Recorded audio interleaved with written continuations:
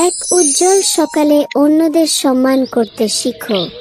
ছোট শিয়াল নিকো গত রাতে বিছানা থেকে লাফিয়ে উঠেছিল, যেমন সে সব সময় করে। স্বপ্নে সে এক অবিশ্বাস্য স্বপ্ন দেখেছিল। সেই রাজ্যের জলের আগাছার রানীতে রূপান্তরিত হয়েছিল। প্রাণবন্ত জলের আগাছা বিভিন্ন অত্যাশ্চর্য রূপ ধারণ করেছিল, কিছু প্রবাহিত ফিতার মতো, অন্যরা নিত্যরত এলভের মতো। যখন তারা নিকোকে দেখেছিল, তারা সকলেই একসাথে সুন্দরভাবে প্রণাম করেছিল। পাতা থেকে ঝলমলে উজ্জ্বল আলো। নিকো এই স্বপ্নটি ভুলতে পারেনি, তাই আজ সে খালের ধারে সবচেয়ে সুন্দর জলের আগাছা খুঁজে বের করার জন্য দৃঢ় প্রতিজ্ঞ ছিল, জলের আগাছার রানী হওয়ার স্বপ্ন পূরণ করতে। সে উত্তেজিতভাবে চিৎকার করে খালের দিকে দৌড়ে গেল। আজ জলের রানী মঞ্চকে সুন্দর করে তুলছে। নিকো উত্তেজনায় খালের কাছে এসে ছোট্ট খরগোশটিকে লক্ষ্য করল। ইজো ইজো আলতো করে ভেসে বেড়ানো লাঠি সংগ্রহ করছে।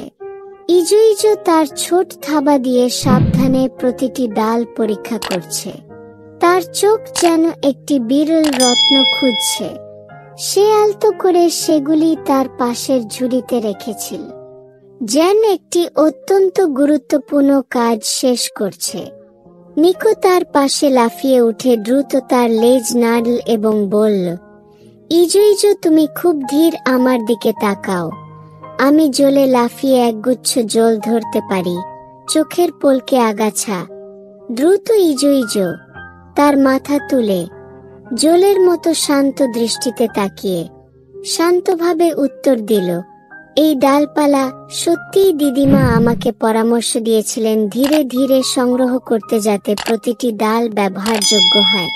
তুমি এটা শুনেছিলে এবং তোমার চোখ উল্টে ফেলেছিলে, উদাসীনভাবে এবং উপহাস করে বলেছিলে, তুমি এত ধীর যে তুমি একটি সুন্দর জলের গাছও পাবে না, শুধু সময় নষ্ট করছো। কথা বলার পর তুমি ইজো ইজোকে পাশে রেখে জলে ডুবে গেল, তোমার স্বপ্নের জলের নিচের উদ্ভিদের জগতের সন্ধানে।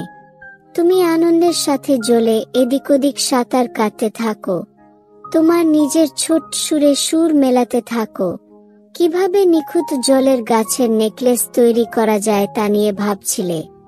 যখন সে জাঁকজমকপূর্ণভাবে একটি বট পাথরের উপর লাফ দেওয়ার জন্য প্রস্তুত ছিল, তখন তার পা হঠাৎ একটি ছিটকে পড়ে গেল। পুরো শিয়ালটি একটি লুকানো ঘূর্ণিতে পড়ে গেল। তীব্র স্রোত জোরে এবং কোনো বাধা ছাড়াই চলে গেল। নিকোল ভয়ে আচ্ছন্ন হয়ে গেল। তার মন সম্ভাব্য বিপদের স্বপ্ন নিয়ে ছুটে বেড়াচ্ছিল। তার আগের অসাবধানতার জন্য অনুশোচনা গভীর ছিল। সে মরিয়া হয়ে বাতাসে তার হাত বন্যভাবে নাড়াচ্ছিল, কিন্তু স্রোত খুব শক্তিশালী ছিল, এমনকি তার তুলতুলে লেজটিও নির্মমভাবে চুষে নেওয়া হয়েছিল। আহ! নিকোলের কণ্ঠস্বর জোরে ছিল। ছিটানো জলের ঝাপটা তার সামনের দৃশ্যটিকে দেখতে কঠিন করে তুলেছিল। সেই মুহূর্তে ইজো দূর থেকে নিকোলের বিপদ দেখতে পেল এবং দ্বিধা ছাড়াই জলে ঝাঁপিয়ে পড়ল। যদিও ইজো দ্রুত সাঁতারু ছিল না, সে কখনো বিন্দুমাত্র অবমূল্যায়ন করেনি। জল নিকোলকে ভাসিয়ে নিয়ে যাওয়ার সময় দেখে সে দাঁত কিডমিট করে নিকোলকে একটু একটু করে টেনে নিরাপদ তীরে নিয়ে গেল। নিকোল ভিজে গেল এবং তীরে লুটিয়ে পড়ল। তার হৃদস্পন্দন ড্রামের মতো প্রচণ্ডভাবে ধুকধুক করছিল। ইউদু তার পাশে বসে মৃদুস্বরে বলল, নিকোল, পরের বার খুব বেশি চিন্তিত হও না, গতি কমাও এবং অন্যরা কি বলবে তা শোনো। ঠিক আগের মতোই আমি গতি নিয়ে চিন্তিত ছিলাম না, কিন্তু বিস্তারিত উপেক্ষা করে আরো ঝুঁকির দিকে নিয়ে যাচ্ছিল। তুমি তোমার মুখ ঢেকে রেখে লজ্জার সাথে মিমির দিকে তাকিয়েছিলে। ইউজু, আমি দুঃখিত। আমি সবসময় মনে করি যে অন্যরা ধীর হতে পারে না। ফলস্বরূপ আমি এখন কাজ করার সময় তোমার যত্ন এবং ধৈর্যকে উপেক্ষা করি। আমি বুঝতে পারছি যে ধীর হওয়া খারাপ জিনিস নয়। ইউদু তার কাঁধে হালকাভাবে চাপড় দিয়ে হেসে বলল, প্রত্যেকের নিজস্ব ছন্দ আছে, ধীর হওয়া নয়। তুমি ভালো করো না, কিন্তু তুমি এটা আরও নিরাপদে করতে পারো। তুমি জানো আমার দাদি কত বড় এই ডালপালাগুলো তাকে আগুন জ্বালাতে এবং রান্না করতে সাহায্য করতে পারে। আমি প্রতিটি ডাল সাবধানে বেছে নিই কারণ আমি দাদিকে সম্মান করি এবং তার জন্য এটি আরও আরামদায়ক করে তুলতে চাই। তুমি মাথা নিচু করে কিছুক্ষণ ভাবলে তুমি ঠিক বলেছ। আমি সব সময় কাজ করতে খুব আগ্রহী এবং ফলস্বরূপ আমি অন্যদের উপেক্ষা করি এবং নিজেকে বিপদে ফেলি।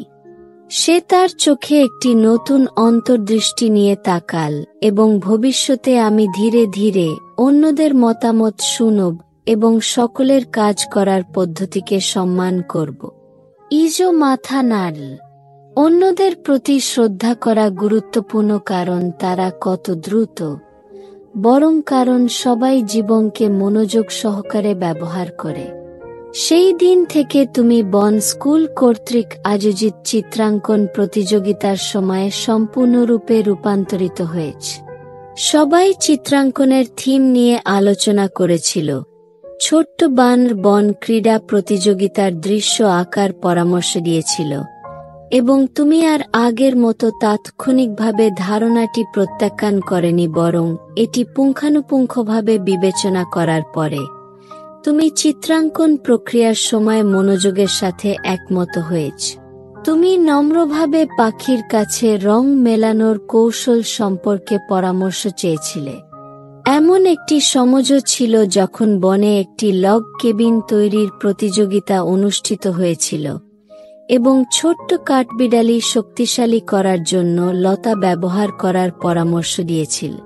তুমি যে কেবিনটি সাগ্রহে গ্রহণ করেছ, তাদের দলের কেবিনটি মজবুত এবং আকর্ষণীয় হয়ে উঠেছে। বর্তমান নিকোল যখনই ইজোইজোকে সাবধানে ডালপালা তুলতে দেখে অথবা অন্যান্য ছোট প্রাণীদের তাদের অভিজ্ঞতা ভাগ করে নিতে দেখে, তখন ধৈর্য ধারণ করে।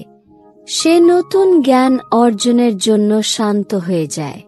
সে আর অন্ধভাবে তাড়াহুড়ো করে না, গভীরভাবে বুঝতে পারে যে একটুও নড়াচড়া করা হচ্ছে।